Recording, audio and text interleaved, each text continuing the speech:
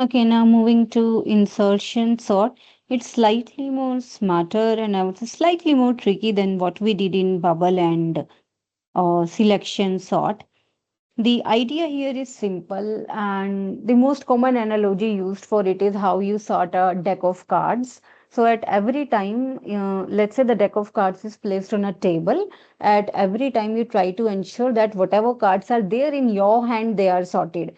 So, keep everything down on a table. The entire array is there on a table. Just pick the very first element, which is the zeroth element. So, all you have in your hand is a zero. Check whether it's sorted. Obviously, it is sorted. It has to be because it's just one element. Now pick one more element. Now you have two cards in your hand and then look at whether both of these are sorted. They may or might not be, and accordingly you make a change.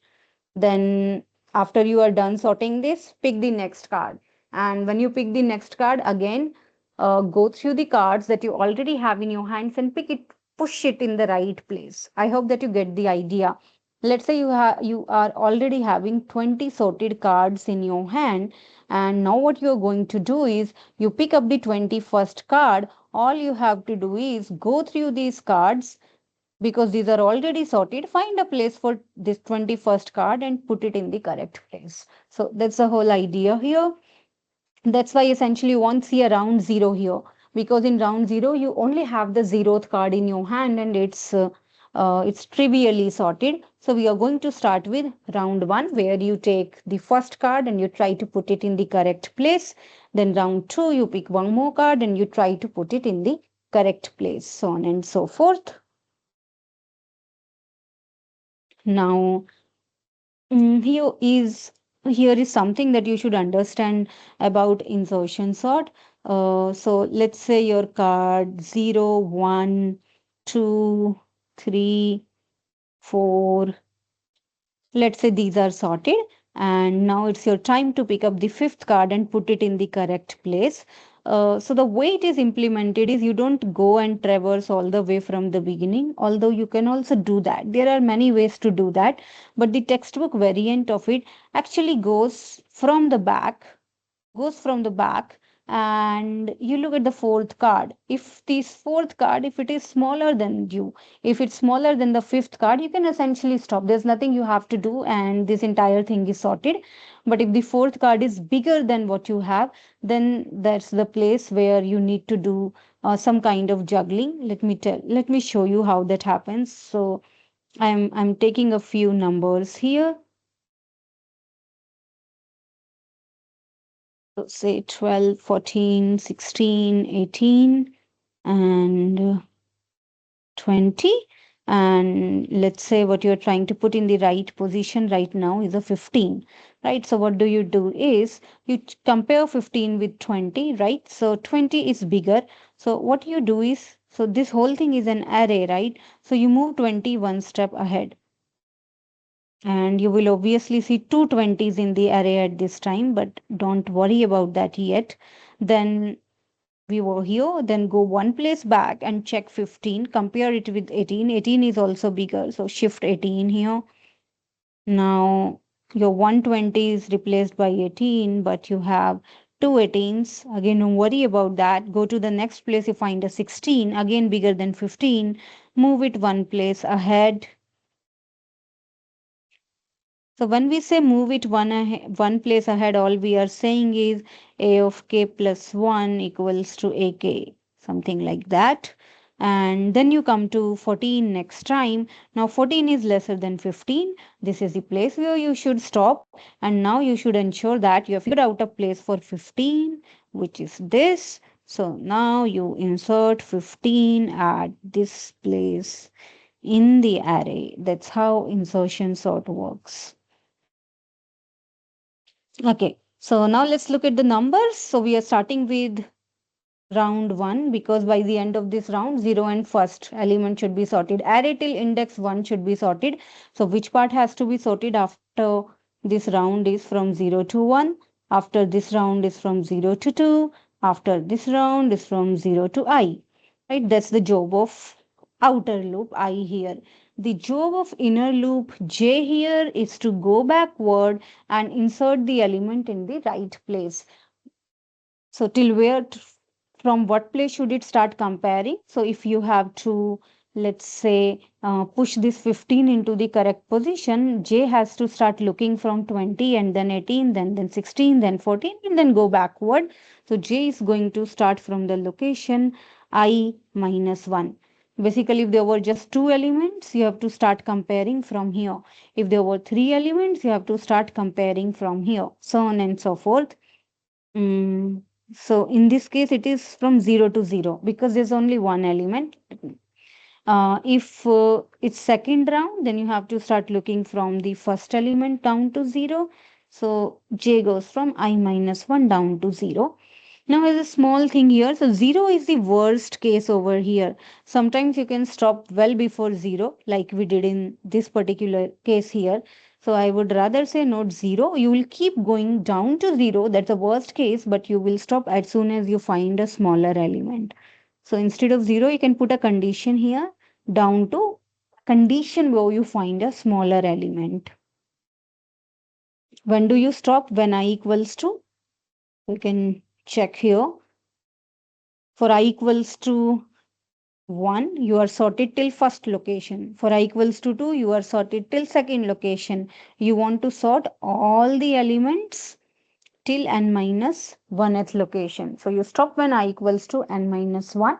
Note that in this case, we are not using n minus 2 because it can so happen that you have sorted stuff all till n minus second location, but then in n minus 1th location, you have the smallest element, which is 1. So you also need to bring 1 back to its correct position, right? Okay. So total number of rounds become 1, 2, 3, 4 till the time I becomes n minus 1. So you have n minus 1 rounds. This gives you your outer loop. So I goes from 1 to less than n. I plus plus. So you move left in the sorted part and shift the elements which are greater than the key.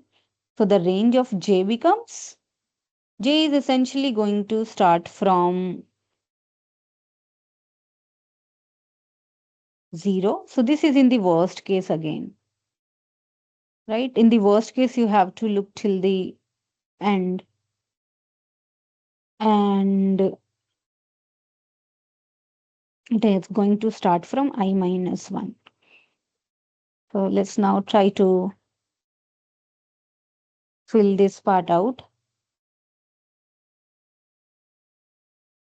So we have already figured this out. I goes from 1 to n, right?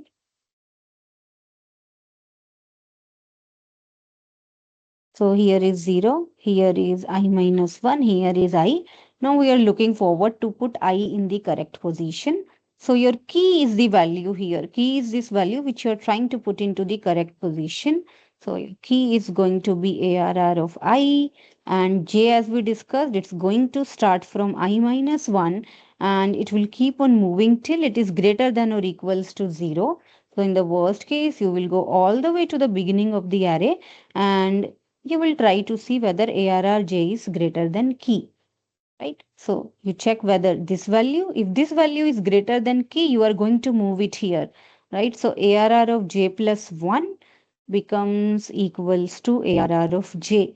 This particular step shows shifting to the right, right? And then maybe you did a j minus minus and then j comes here and then you again compare j minus minus against the key, and if it is greater than the key you again shift it.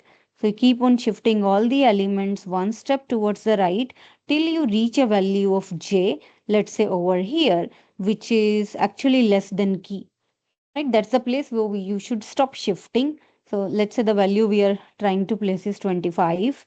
Let's say the key was 25 and now you found a 20 over here, mm, for some value of j here. So what will happen now? So you check here, well, yes, j is greater than or equals to 0. ARR of j is greater than key. No, it is not. You come out. And what do you do now? Is the next value. So this 20 remains in this particular location only. Now you have to insert the key after 20. So ARR of j plus 1 becomes equals to key. Think about it. Now, let's do a worst case analysis of this.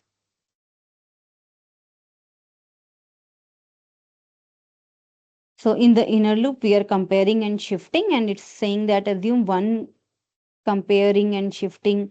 So one times you do this, it takes you a constant time. All we have to do is how many times are you going to shift, right? So in the worst case, you will be shifting the maximum possible number of times. You'll do every possible shift, and that's going to happen when your array is in descending order. Basically, this element is already sorted, but when you comes to this element, to put it in its correct position, you need to move 8 and then 7 comes here. But then when you go to the next round and you have to put 6 in the right position, then again this shifts here, and then 6 comes in the correct position. And then when 5 comes again, everything shifts. So every possible shift happens. So let's say in the worst case, how many shift happen? In round 1, right, there was one element with which you were comparing, so maximum one shift obviously. In round 2, two shifts. In round 3, three shifts. Last round was round number n minus 1. So maybe when you reach to the last element, maybe you'll have to do n minus 2 shifts, n minus 2 or n minus 1.